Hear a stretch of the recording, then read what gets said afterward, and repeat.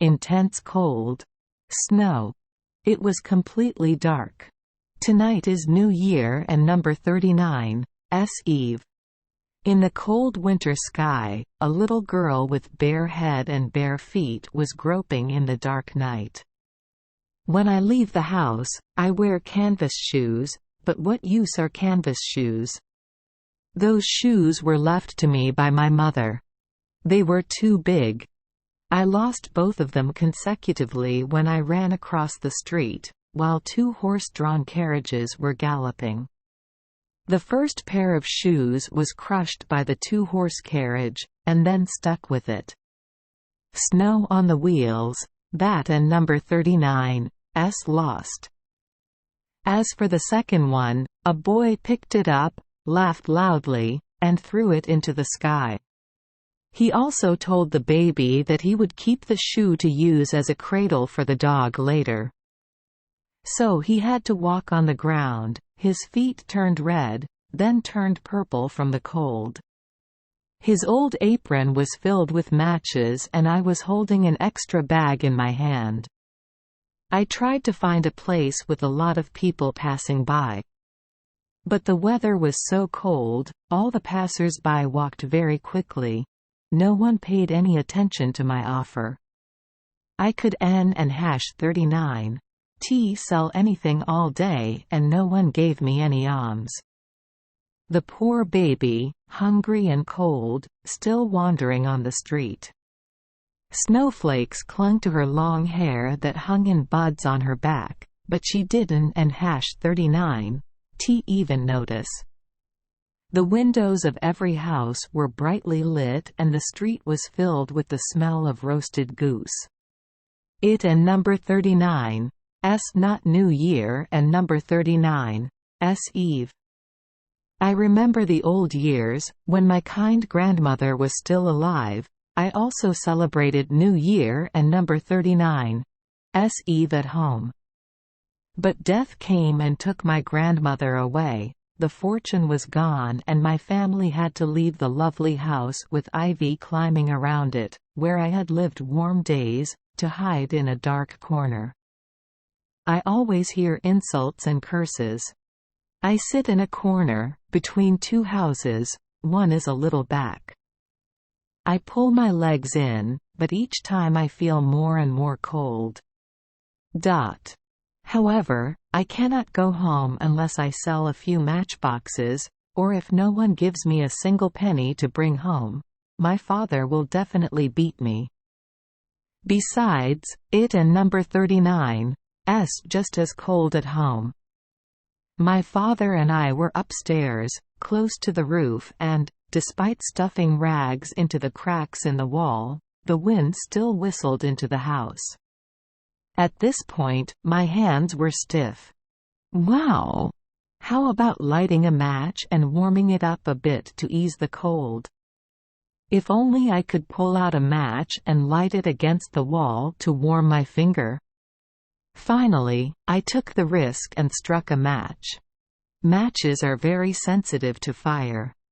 The flame was blue at first, but gradually turned blue, became white, and glowed pink around the wooden stick, bright and cheerful. I warmed my hands on the matchstick, which glowed like embers. Rub! What wonderful light! I felt like I was sitting in front of an iron fireplace with shiny bronze embossments. In the oven, the fire burns happily and radiates gentle heat. How pleasant! Your hands are warmed over the fire. The hand holding the match, the thumb was hot. Rub! When the snow covers the ground and the north wind blows, it and number 39's so nice to sit for hours like that, on a cold winter night, in front of a fireplace. As soon as I stretch my legs out to warm myself, the fire goes out and the fireplace disappears. Lost. I sat there, holding a completely burned-out match. I was stunned and suddenly thought that my father had assigned me to sell matches. Tonight, when I go home, my father will scold me. I struck a second match. it burned and lit up. The wall seemed to turn into a curtain made of fabric. I saw right through the house. The table was set, the tablecloth was pure white, the table was filled with precious porcelain dishes, and there was even a roast goose. But the most miraculous thing was that the goose jumped out of the plate and brought the knife, put it on its back, and walked towards the baby. Then, the match went out. In front of me are only thick and cold walls. Reality has replaced dreams. There are no sumptuous dinner tables, but only deserted streets, freezing cold, white snow, and wind. Feeling lost and losing passers-by, wearing warm clothes and rushing to meet places, completely indifferent to the poverty of the little match seller. She lit the third match. Suddenly I saw a Christmas tree appear. This tree is larger and more splendidly decorated than the tree I saw last year through the window of a wealthy merchant. Thousands of bright candles, sparkling on green branches, and many brightly colored pictures like those displayed in store shelves, appear before the baby and number 39's eyes. I reached towards the tree. But the match went out. All the candles flew up and turned into stars in the sky. Someone must have just died, the little girl thought to herself, because her grandmother, the only kind person to her, had died a long time ago. Used to say, and quote, when a star changes its position, there is a soul flying up to heaven with God.